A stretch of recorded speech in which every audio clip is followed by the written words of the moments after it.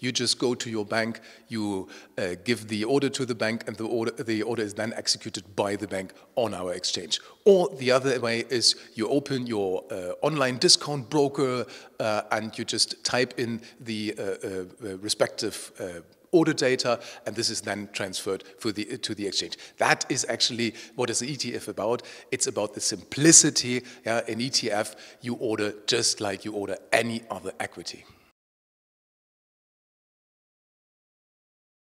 Exchange-traded funds are just like the name itself is telling you, are funds that you can trade on exchanges, which are very transparent, very cost-efficient, yeah, and very flexible, and give you also the security of having an investment fund vehicle. The advantages are the same with all the foreign instruments in our global market.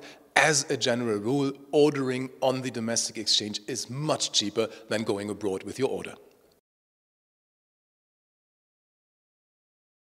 There are differences between the products in terms of structure, domicile, accumulating or distributing, but also in terms of which benchmark the provider is using.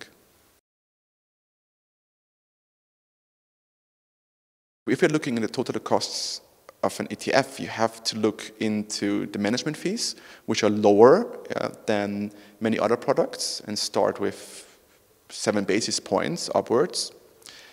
And you also have to look into the possibility of distributing or accumulating your dividends, for example.